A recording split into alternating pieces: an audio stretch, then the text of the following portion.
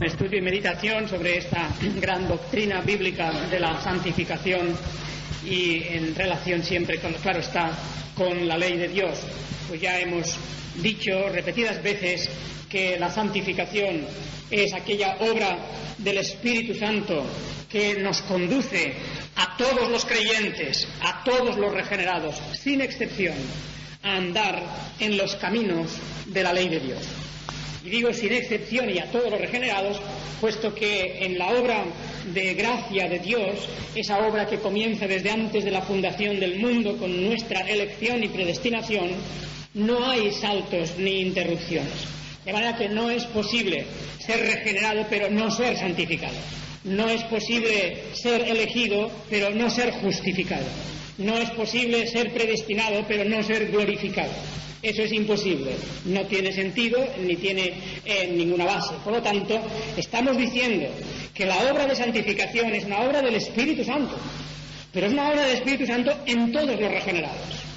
He insistido mucho de que no se puede tomar esto, algo así, como si fuera, repito, algo de azar, como si fuera algo de casualidad, de que la santificación de los creyentes es una especie de extra, de cosa extra o de cosa adicional o de cosa opcional que se viene a añadir a toda la obra de la redención. La obra de la redención es un todo, es un bloque.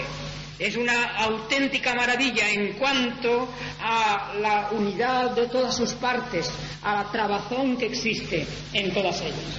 De manera que por esa causa estamos afirmando aquí que son santos aquellos que han sido regenerados, son santos aquellos que han entrado por la gracia divina y por la elección de Dios en una relación particular, en una relación especial con el Dios Todopoderoso. Esa relación es la que comienza en nuestra vida con la conversión, el fruto de la gran obra de Dios, el gran decreto de Dios de la predestinación, que es esa conversión o regeneración o nuevo nacimiento. Y nos conduce el Espíritu Santo a andar por una senda preestablecida, en una senda ya conocida, en una senda que podemos claramente discernir y que podemos ver. La senda es la senda que nos ilumina la palabra de Dios, es la senda que está alumbrada por toda la Escritura, toda la revelación divina. No tenemos que andar en otra senda, sino en la propia palabra de Dios, la propia Escritura, la palabra que se nos propone y se nos da como una enseñanza, como Torá, como ley.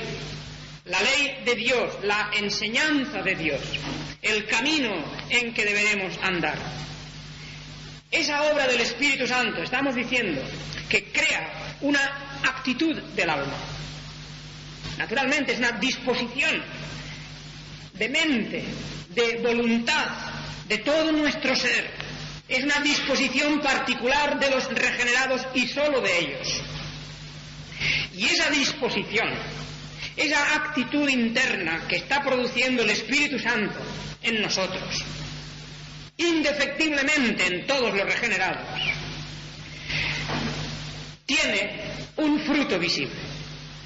De manera que hoy quisiera que hablásemos precisamente de los frutos de la santificación.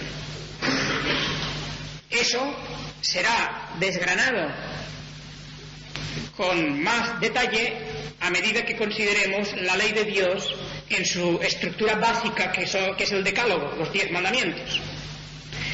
Pero en realidad lo que estamos diciendo es, ahora y en esta mañana, que la santificación es una obra del Espíritu Santo que produce frutos visibles. Nada de misticismos internos y de pretensión de santidad invisible. Nada de una especie de idealismo en las alturas, mientras que aquí, en la tierra, en este mundo, se lleva una vida degenerada, por ejemplo. Y digo esto porque hay un cinismo tan tremendo en el tiempo que vivimos, hay una corrupción de mente tan extraordinaria que las gentes, las personas innumerables, incluso dentro del pueblo de Dios visible, son capaces de decir que sí, que todo esto está muy bien y que yo lo creo todo y que todo lo sé y todo lo apruebo, pero eso está arriba en las nubes y que aquí cada uno hace lo que quiere. Esa dicotomía y esa división de la vida, de decir, pues sí, mentalmente todo está muy bien, pero aquí hago lo que quiero, en la práctica se vive como se quiere.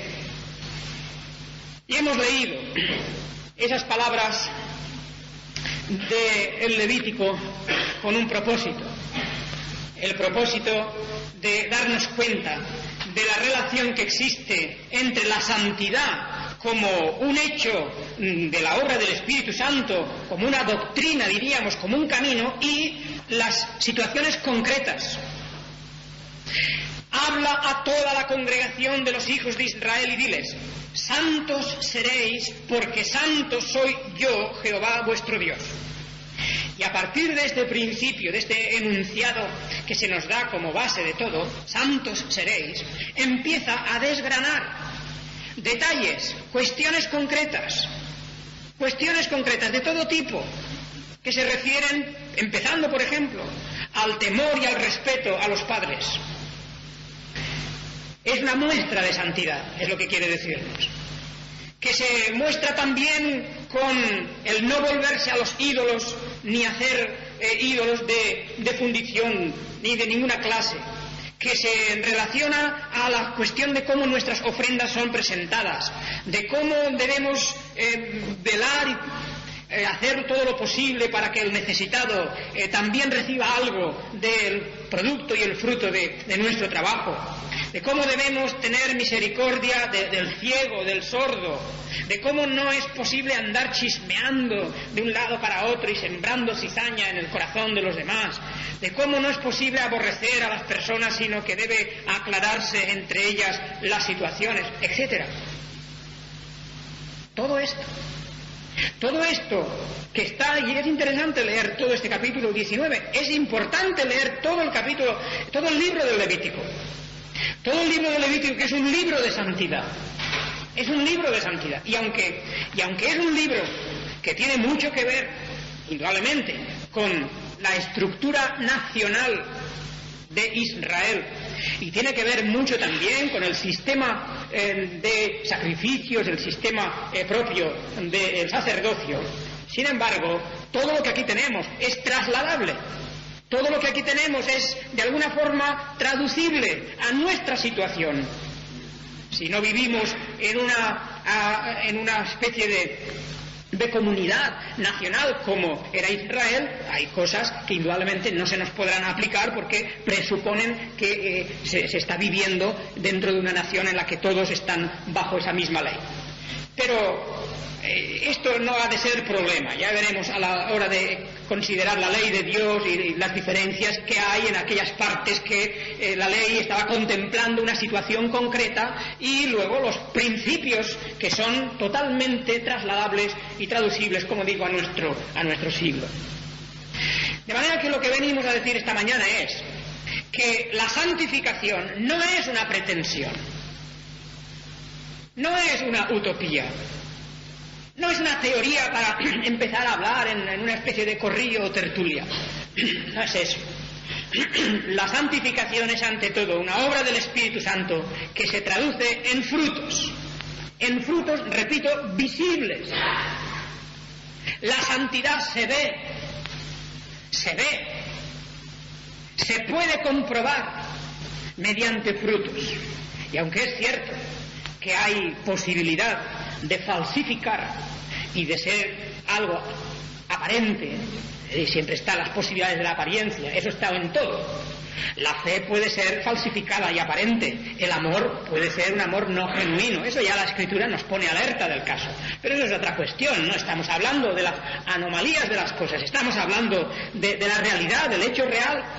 La santidad auténtica se puede comprobar, repito, mediante frutos. Es más, incluso la Escritura nos habla de tal forma que la propia santificación, todo el conjunto de lo que hemos ya dicho sobre la naturaleza de la santificación, ella misma es un fruto.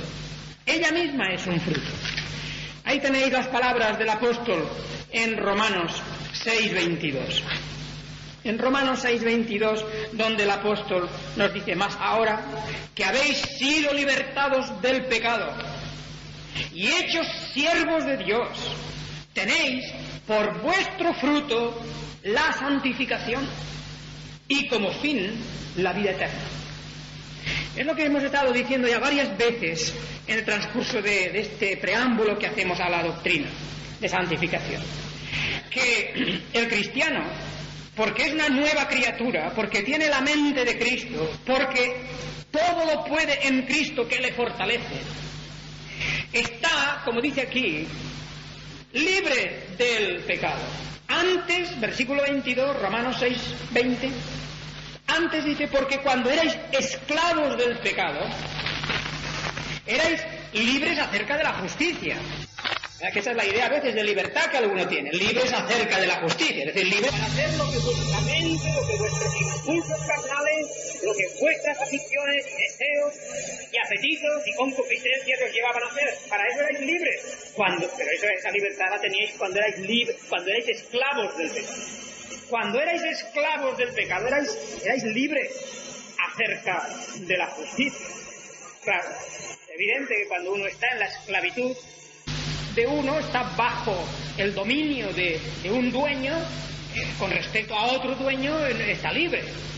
El otro no tiene nada que ver sobre otra fuerza u otra autoridad, no está influyendo en su vida. Cuando estamos, dice, bajo el dominio del pecado, esclavos del pecado, entonces la justicia, la verdad, la pureza, la santidad, todo eso no contaba. Pero ahora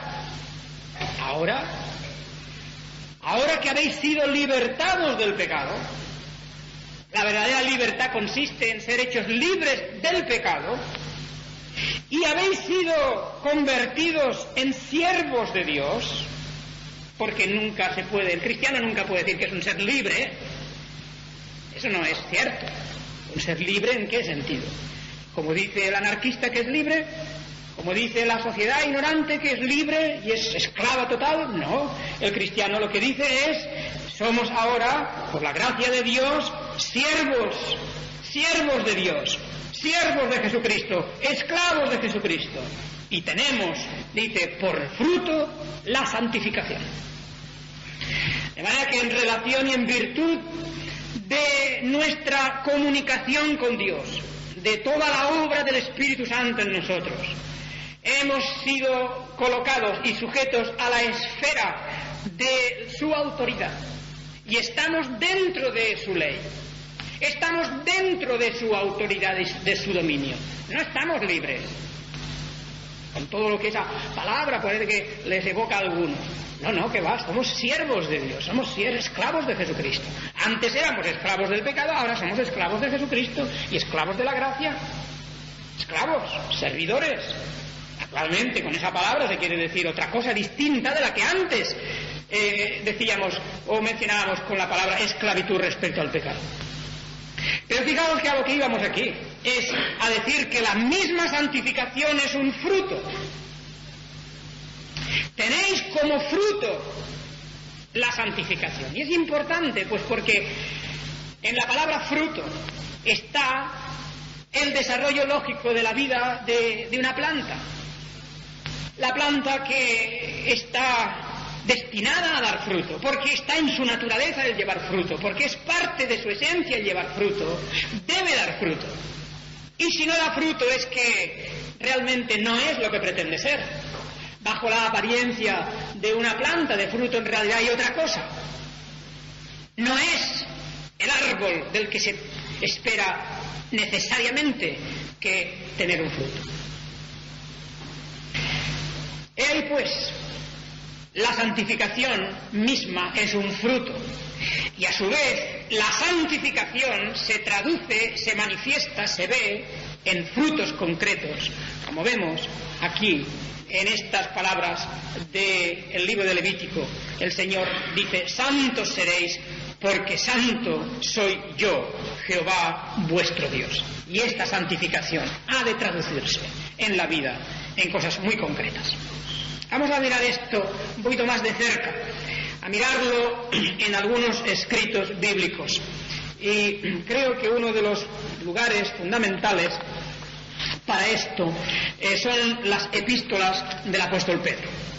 Las epístolas del apóstol Pedro nos hablan mucho acerca de nuestra manera de vivir, porque estamos, claro, ya viendo, en cuanto hemos leído el capítulo 19 del libro de Levítico, y el Señor dice, sed santos, y luego nos da toda una lista de cosas, nos dice muchas cosas, y muchas más que se añaden en las Escrituras, moldeando nuestra vida. No solamente la teoría de nuestras doctrinas, no solamente las palabras que salen de la boca, que estas son fáciles para algunas personas, que hay una verborrea, hay una especie de facilidad de decir cosas. Y la Escritura una y otra vez nos dice menos palabras y más realidad en la vida de las personas, más realidad en la vida del creyente, menos palabras. Hasta incluso Pedro, el apóstol, les dirá a las mujeres que ellas pueden, vosotras mujeres, estar sujetas a vuestros maridos para que también los que no creen a la palabra sean ganados sin palabra por la conducta de sus esposas. Y es una realidad. La facilidad de la palabra, sobre todo para algunas personas que hablan mucho, pues eso casi parecería garantizarles el primer lugar en la santificación, si la santificación fuera cuestión de palabras. Pero no lo es. Es la conducta. Es la conducta de las personas. Es la conducta del creyente lo que pone realmente de manifiesto su santificación y su progreso en esa santificación. Y en cuanto a las palabras, pues claro, ninguna palabra deshonesta salga de vuestra boca, etcétera. La Escritura se refiere a las palabras de tal manera que deben estar también controladas. Pero veamos algunos ejemplos, como digo, en los escritos del apóstol Pedro. En la carta primera de Pedro, y empezamos por ella, nos damos cuenta, primera de Pedro, capítulo 1 y versículo 2. Ya ahí tenemos una cuestión importante que va a afectar a la conducta. Primera de Pedro 1:2 dice, elegidos según la presciencia de Dios Padre, en santificación del Espíritu, para obedecer y ser rociados con la sangre de Jesucristo.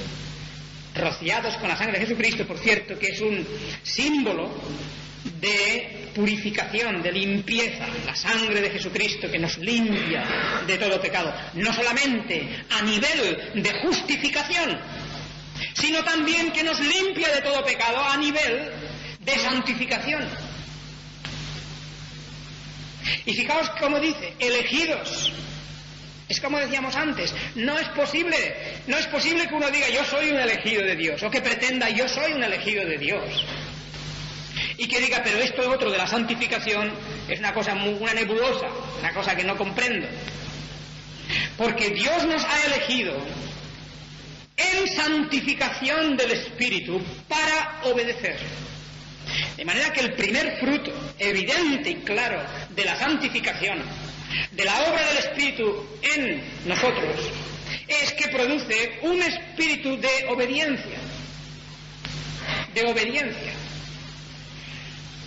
La característica del hombre natural es que es rebelde a Dios, es rebelde en general a todo lo que depende de Dios. El hombre natural es rebelde a la autoridad divina y nos encontramos pues la denuncia en las Escrituras de los hijos rebeldes, de los que son rebeldes a las autoridades, de los que son rebeldes dentro de la comunidad del pueblo de Dios, dentro de la iglesia de Dios. La actitud de rebeldía y de desobediencia es la actitud de los no elegidos, de los no regenerados, de los no santificados. Pero por el contrario, el Señor cuando obra por su Espíritu en nosotros, nos da un espíritu de obediencia para obedecer. Obedecer, naturalmente, en primer término, es la obediencia a Dios, a su autoridad, a su santa ley. Es la obediencia a todas las instituciones que Dios ha establecido. Y la Escritura, por lo tanto, nos dirá: hijos, obedeced a vuestros padres. A las esposas dirá: obedeced a vuestros maridos. A los miembros de la Iglesia dirá: obedeced a vuestros pastores, etc. Naturalmente, todo eso se puede razonar para desecharlo. Se puede empezar a razonar y diciendo desde Dios hasta el último, hasta la última autoridad. El hombre natural empieza a razonar para quitarse de encima esa obediencia. Empieza a razonar por qué no debe obedecer a Dios primero. Segundo, por qué no tiene que obedecer a la ley de Dios. Tercero, ¿por qué no debe obedecer a los padres? Cuarto, ¿por qué no debe obedecer a las autoridades? Quinto, en la Iglesia a los pastores, etcétera, etcétera. Y así vamos descendiendo por toda la escala de autoridad para quitarse de encima el ser humano esa obediencia debida a aquello que Dios ha instituido. Pero esa es señal de que no hay santificación. Porque aquellos que han sido elegidos por la presciencia de Dios Padre en santificación del Espíritu, lo han sido para obedecer y para ser rociados con la sangre de Jesucristo. Tenemos ahí una clara manifestación del fruto de la obra del Espíritu Santo. Un poco más adelante, de una forma más general y más amplia, el mismo apóstol Pedro, en capítulo 1, versículos 14 al 16, vuelve a tratar algo parecido. Pedro 1:14. Como hijos obedientes, no os conforméis a los deseos que antes teníais estando en vuestra ignorancia. Y fijaos que una y otra vez la Escritura dice, hay una ruptura clara entre nuestros deseos y manera de pensar y de ser y vivir de antes de conocer el camino de la verdad y después. Y aquellos que quieren confundir las cosas y mezclarlo todo y decir no hay que seguir un camino distinto y podemos hacer lo que queramos porque somos libres, están no solamente minando y ofendiendo a la ley de Dios, sino planteando delante de sí mismo un abismo, abriendo una fosa delante de sus pies, a la que indiscutiblemente irían a caer. Como hijos obedientes, no os conforméis a los deseos que antes teníais estando en vuestra ignorancia. Es decir, revisadlo todo, a la luz de la palabra y de la Escritura. Sino que, como aquel que os llamó es santo, sed también vosotros santos en toda vuestra manera de vivir. En toda vuestra manera de vivir. Porque escrito está, sed santos, porque yo soy santo. Fijaos que no queda ningún sector o área de nuestra vida, absolutamente nada, fuera de este mandamiento de revisarlo todo, de examinarlo todo. Toda vuestra manera de vivir. Y el cristiano está empezando una vida de nuevo y tiene que considerarlo todo de nuevo. No puede dar por sentado nada, no puede dar por válido nada, tiene que revisarlo todo. Y aquello que es conforme a la palabra de Dios, a las Escrituras, al Espíritu y a la ley de Dios, aquello será mantenido y lo que no será desechado. Santos en toda vuestra manera de vivir. Ese aspecto de la insistencia en la manifestación externa de la santidad, que va desde nuestra forma de hablar, yo diría hasta nuestra apariencia externa, hasta nuestra manera de vestir. Cuando estudiamos las Escrituras nos damos cuenta de que la Biblia no deja ningún rincón de nuestra vida sin tocar. Nuestro aspecto, nuestras palabras, nuestras actitudes, nuestro porte, todo ello está configurando una manera de vivir y una manera de relacionarnos con el Dios que es santo. Indudablemente que sí. ¿Por qué? Bien, en el capítulo 2, el apóstol Pedro, estamos siguiendo con el apóstol Pedro en su carta, en el capítulo 2, versículos 5 al 9, nos está diciendo todo lo que esto significa. Vosotros también, como piedras vivas, sed edificados como casa espiritual y sacerdocio santo, para ofrecer sacrificios espirituales aceptables a Dios por medio de Jesucristo. Y en el versículo 9, saltando al 9, dice: pero vosotros sois linaje escogido, real sacerdocio, nación santa, pueblo adquirido por Dios, para que anunciéis las virtudes de aquel que os llamó de las tinieblas a su luz admirable. Vosotros, que en otro tiempo no erais pueblo, pero que ahora sois pueblo de Dios, que en otro tiempo no habíais alcanzado misericordia, pero ahora habéis alcanzado misericordia. Es la distinción siempre, es la ruptura con lo de antes. Es otra cosa. El cristiano no está amoldado o adaptado a este mundo. Es falso. Toda la teología moderna precisamente va en sentido contrario. Y de ahí que hemos de combatir con todo nuestro corazón las influencias modernistas que vienen sobre la Iglesia de Dios. La Iglesia que es modernista, o los grupos modernistas que dicen que no hay diferencia entre el mundo. Tenemos que integrarnos en el mundo. No, tenemos que estar ahí. Incluso tergiversan las Escrituras, llevando algún versículo por aquí y por allá de vez en cuando, diciendo sí, porque estamos en el mundo y tal. El apóstol nos dice: sois otro pueblo, sois otra gente, estáis fuera. Un sacerdocio santo, una casa santa, dedicada a Dios, un pueblo adquirido por Dios, con un propósito definido en la vida: anunciar las virtudes de aquel que os ha llamado de las tinieblas a su luz admirable. En el capítulo 3, el apóstol Pedro continúa diciendo, versículo 15: santificad a Dios el Señor en vuestros corazones, y estad siempre preparados para presentar defensa con mansedumbre y reverencia ante todo que os demande razón de la esperanza que hay en vosotros. Santificad al Señor en vuestros corazones y estad preparados para dar respuesta. La respuesta ante la incredulidad, el testimonio, nuestra expresión de la fe, eso tiene que ver con la actitud de nuestro corazón respecto al Señor y toda esa obra de santificación.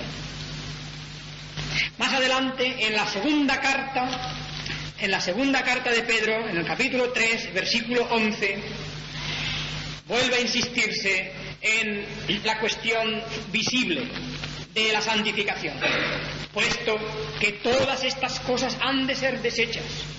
¿Cómo no debéis vosotros andar en santa y piadosa manera de vivir?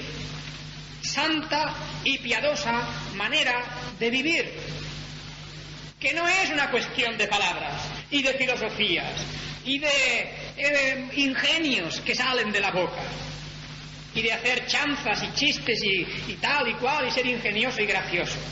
No es esto. Se trata de vivir de una manera que va desde nuestras palabras y actitudes hasta nuestra manera de comportarnos en la casa de Dios y dentro de la comunidad del pueblo de Dios, de respeto a la autoridad divina y a lo que Él mismo ha instituido. De manera que estamos diciendo, pues, que toda esa obra de santificación es una obra en la que todas las áreas de la vida intervienen. Y todas las áreas de la vida están afectadas directamente. En primer lugar, nuestra relación con Dios. La obra de santificación, la obra del Espíritu Santo, lo que nos lleva, en primer término, es a que nuestra relación con Dios mismo sea una relación adecuada. Somos santos a imagen de aquel que es santo y por lo tanto nuestra relación con Él se hace mejor cada día a medida que crecemos en santidad.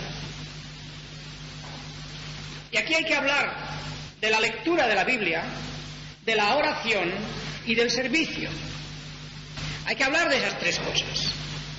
Porque si alguien cree que leer la Biblia es una especie de sacrificio o de esfuerzo o de cosa rara que de vez en cuando se puede hacer cuando le venga a uno bien, etcétera, la teoría, ¿no?, de que yo hago las cosas cuando me sale, cuando me viene, movido por no se sabe qué viento.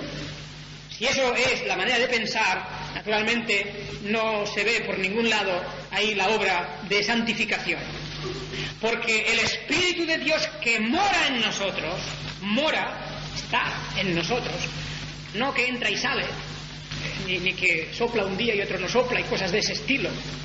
El Espíritu que mora en nosotros no nos dejará estar ociosos, y el que mora en nosotros nos llevará a buscar más intensamente en su palabra y a través de la oración y a través del servicio y la entrega esa comunión con aquel que está sentado en el trono celestial. De manera que la lectura de la Biblia es un privilegio, es un gozo, es una necesidad para aquel que ama a Dios y ama las cosas de Dios. Y es imposible pretender que uno es un creyente y que por otro lado, sin embargo, no le interesa mucho la Biblia, o que le interesa cada 15 días, o le interesa cuando viene a la iglesia y la oye más o menos leer, porque a veces la pereza de coger una Biblia y leer un rato y otras cosas parecidas. Lo mismo con respecto a la oración. El hecho de que se ha perdido, y hemos de ser así casi de sinceros y de claros, se ha perdido el hábito de la oración, se ha perdido, aparte de que se den gracias en la comida y en la iglesia más o menos hace un momento de oración, la inmensa mayoría de los cristianos de hoy no oran. A menos que alguien, para justificarse y poder decir que ora, pues a lo mejor 5 minutos dice aquello de Jesucito de mi vida, cosas de ese estilo, ¿no? Esas cosas que se decían antes. Pero el pueblo de Dios hoy en general es un pueblo que no ora, con muy buenas y valiosas excepciones, digamos eso, con muy buenas y valiosas excepciones. Y las oraciones de los justos, de los santos, las oraciones de los que realmente sienten y viven la obra de Dios y las cosas de Dios, son oraciones que suben a lo alto, al trono de gracia. Y Dios tiene muy presentes las oraciones de aquellos que todavía no han doblado sus rodillas al Baal. Pero en general, la masa del pueblo de Dios hoy no ora. Y la masa del pueblo de Dios hoy no lee la palabra. Y la masa del pueblo de Dios hoy no sirve al Señor. Y cuando hace algo de servicio ha sido tal vez para el escaparate, para ver lo que dicen los demás, o por alguna necesidad interna psicológica que es viciosa, que no es buena. Pero el servicio, por la gloria de Dios, que se mantiene permanentemente a lo largo de una vida cristiana, eso no se ve. Como no se ve la oración constante y no se ve la lectura de la palabra constante. Pero la lectura de la palabra de Dios, la oración y el servicio son frutos de la santificación. Son frutos visibles. Son frutos visibles. Y naturalmente que no todos estamos, desde luego, en las circunstancias providenciales de la vida para hacer el mismo servicio y para dedicar el mismo tiempo a la oración o el mismo tiempo al estudio y lectura de la palabra. Eso lo reconozco.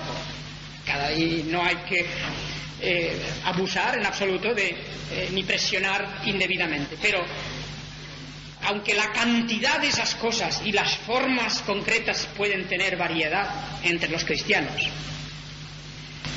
el hecho mismo tiene que estar presente. Si ha habido una regeneración, tiene que haber a lo largo de la vida un deseo de la palabra de Dios. Y que nadie me diga, sí, pero es que me parece que en un sitio David decía que no sé qué tal.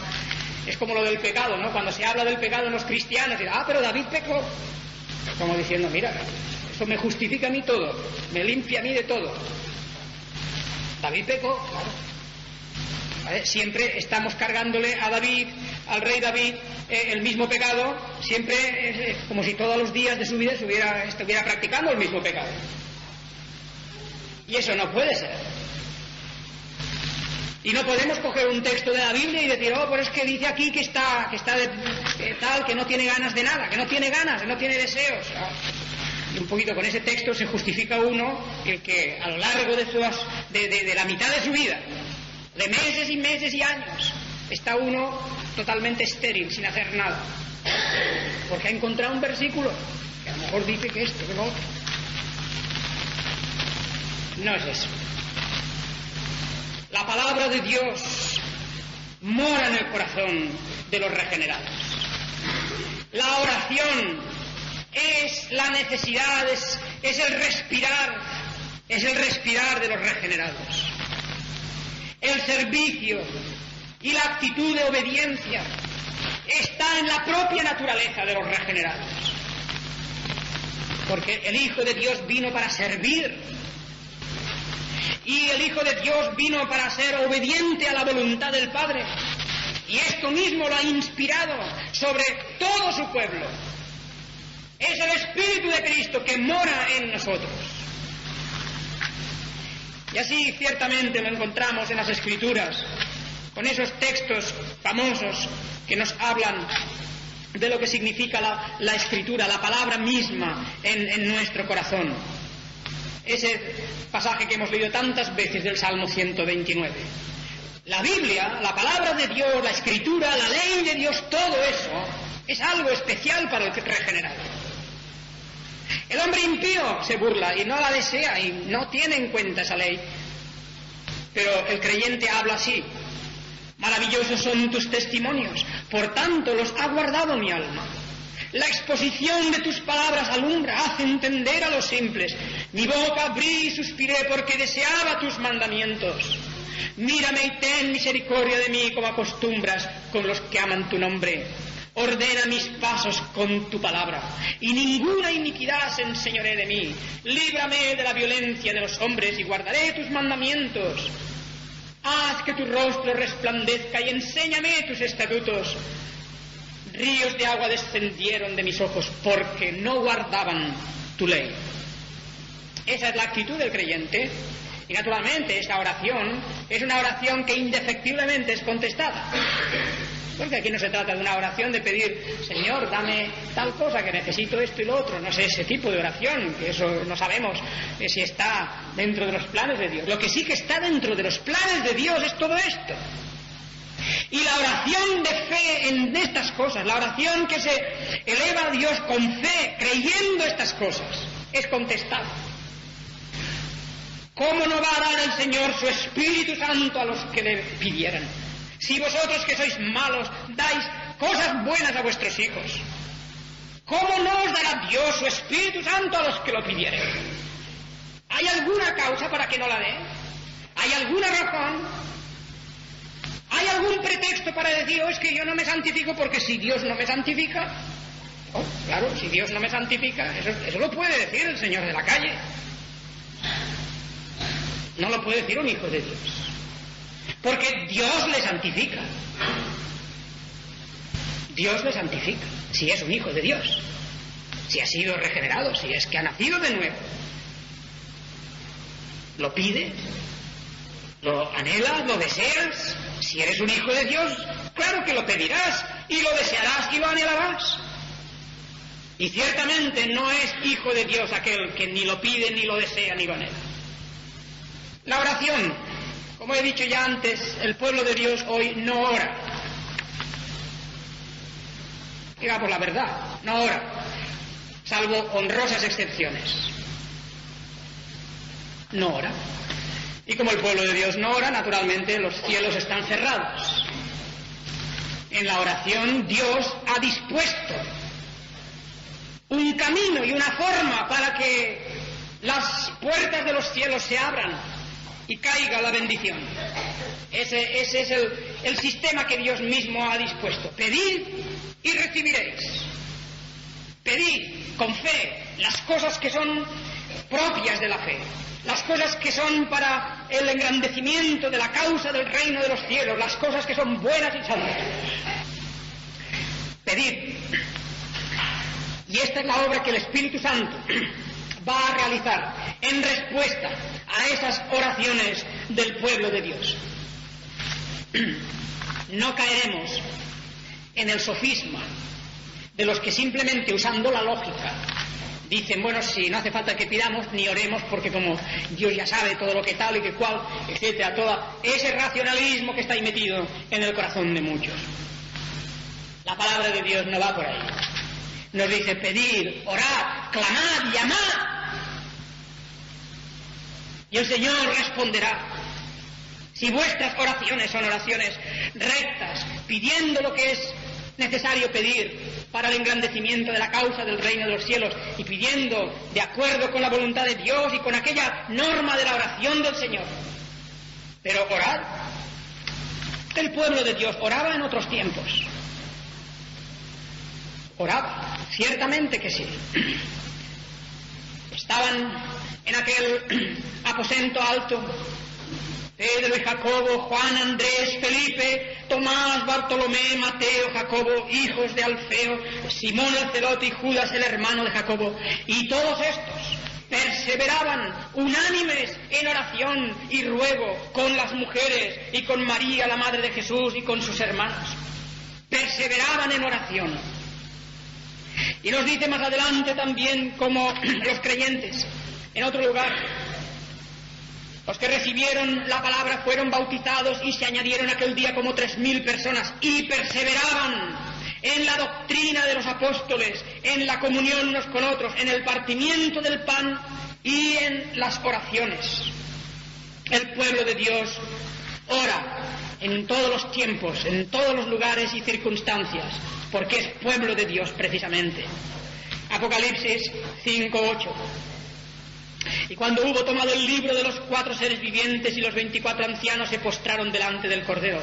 Todos tenían arpas y copas de oro llenas de incienso, que son las oraciones de los santos. Las oraciones de los santos.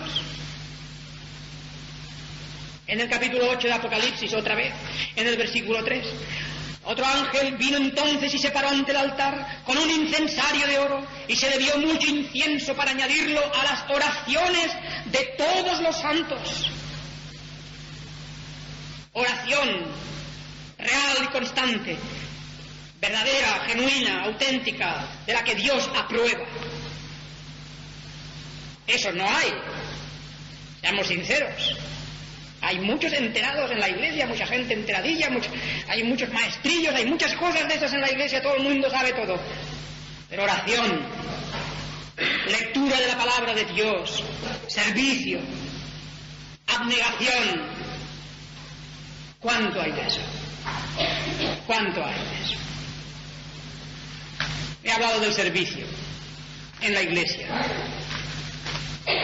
Es algo que hasta da vergüenza decirlo. Da vergüenza. Y a mí me duele hasta pensarlo. Cuando es casi imposible encontrar hoy, actualmente, a personas que estén dispuestas a servir por servir. Y no servir por tener un título, o por servir por tener alguna clase de autoridad. Servir por servir. Servir por realizar un trabajo bien hecho, constantemente, fielmente. Es difícil. Muy difícil. Por lo tanto, como no hay servicio, no hay espíritu de servicio, siempre está todo condicionado a no sé qué razones psicológicas, etcétera, y tal y cual. Como no hay servicio, como no hay oración, como no hay lectura genuina de la palabra, podríamos casi decir, no hay santificación. La planta está ahí raquítica. La planta apenas se aguanta, apenas se sostiene.